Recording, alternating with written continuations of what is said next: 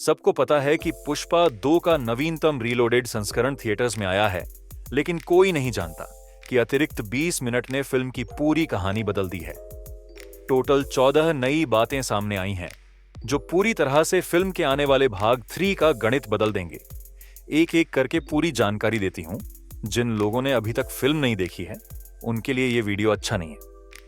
पहले फिल्म देखो, फिर इस अतिरिक्त 20 मिनट का असली अर्थ समझोगे। पहले सभी चिंतित थे कि पुष्पा पानी में गिरने के बाद क्या हुआ, और वह जिंदा बचा भी या नहीं। फिल्म के नवीनतम संस्करण में इस प्रश्न का उत्तर दिया गया है। पुष्पा न केवल पानी से बाहर निकला है, बल्कि जापान में हजारों करोड़ रुपए की डील भी करके आया है।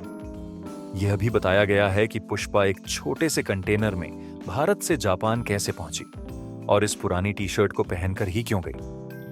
इससे भी जुड़ा हुआ है दूसरा मुद्दा था कि पुष्पा की पॉकेट में आधा फटा हुआ नोट किसका था। फिल्म के रिलोडेड संस्करण में पूरी जानकारी दी गई है।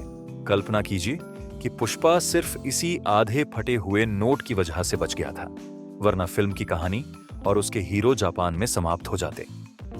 जापान ही तीसरा स्थान है।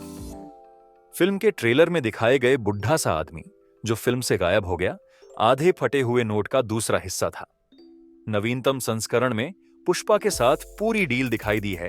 लाल चंदन गिटार बनाने के लिए पुष्पा का जापान कनेक्शन पूरी तरह से बताया गया है। फोर्थ पॉइंट, यानी मिनिस्टर साहब को सीएम की कुर्सी पर बिठाने के पूरे प्रक्रिया को पूरी तरह से बताया गया है। पांचवां पॉइंट सबसे अधिक आश्चर्यजनक था, क्योंकि जक्का रेड्डी, जो पुष्पा को सिंडिकेट में शामिल किया था, सिर्फ पुष्पा 2 में मारा गया था। आपको वह MH नंबर की कार याद है जिसके अंदर जक्का रेड्डी बैठा था। और छठा पॉइंट, जो किसी ने सपने में भी नहीं सोचा होगा, बड़े ड्रग डीलर का खेल खत्म हो गया। इमेज गाड़ी में दूसरा आदमी यही था। तुम जानते हो कि जापान में पुष्पा का माल किस डीलर के पास पहुंचने वाला था? शेखावत ने इसे मारकर जापान का पूरा कनेक्शन तोड़ दिया। इसीलिए पुष्पा को खुद कंटेनर में बैठकर जाना पड़ा। यह सातवां पॉइंट थोड़ा पारिवारिक है। पार्ट 1 में पुष्पा की बचपन की चेन, जिसे उसके बड़े भाई ने उसे छीन ली थी, इस बार रीलोडेड संस्करण में दिखाया गया कि क्लाइमैक्स में बॉम्ब ब्लास्ट से ठीक पहले उसके भाई ने पुष्पा को वापस पहना दी। हम एक साथ हैं। 8वां पॉइंट कुछ बाहरी लोगों के लिए है। 18+ वाले लोगों को पुष्पा और शेखावत की छोटी सी बातचीत के इशारों को समझना आसान होगा। बैलगाड़ी वाले सीन में उसका थोड़ा एक्सटेंडेड रूप भी दिखाया गया है, जिसमें लेडी डॉन और उनके पति श्रीनु भी पुष्पा से इशारों में बात करते हैं और उसका जवाब थोड़ा अडल्ट है। जब देखोगे तो समझ जाओगे कि 9th पॉइंट सबसे दिलचस्प है, क्योंकि पुष्पा 2 में जॉली रेड्डी फर्ट फन का हिसाब बाकी है, जो अभी भी रीलोडेड संस्करण में लगभग 5 मिनट का हिस्सा है। जॉली रेड्डी और पुष्पा के बीच में गोली चलती है और पुष्पा जिंदा बच निकलता है। 10वां पॉइंट, अगर पुष्पा 2 के मूल संस्करण में होता तो शायद उन लोगों की शिकायतों को दूर करता जो फिल्म में शेखावत को जोकर की तरह दिखाया गया था। वास्तव में सबको पता था कि शेखावत ने 2000 टन नकली लाल चंदन इकट्ठा किया था, लेकिन उसके पीछे शेखावत ने एक खतरनाक योजना बनाई। उस लाल चंदन की नीलामी करवाना और पुष्पा को सबके सामने झूठा साबित करना। जब पूरा लाल चंदन लाइव टीवी पर दिखाया गया तो फॉरेंसिक टीम ने इसे असली लाल चंदन बताया। यह शेखावत की योजना के कारण पूरे सिंडिकेट को लगता था कि पुष्पा उनसे झूठ बोल रहा है। इसलिए पुष्पा को एक इमरजेंसी बैठक में पूरे सिंडिकेट के साथ मिलना पड़ा। इस बैठक में पुष्पा ने एक दिलचस्प शर्त रखी कि अगर शेखावत के पास असली माल है तो वह बाकी सिंडिकेट को पूरा पैसा देगा, लेकिन अगर असली माल है तो उसको बेचने से पैसा पुष्पा के जापान जाने का कारण सिर्फ लाल चंदन की डील करना नहीं था, बल्कि जापान के सबसे शक्तिशाली आदमी के साथ हवाला का सौदा करना था।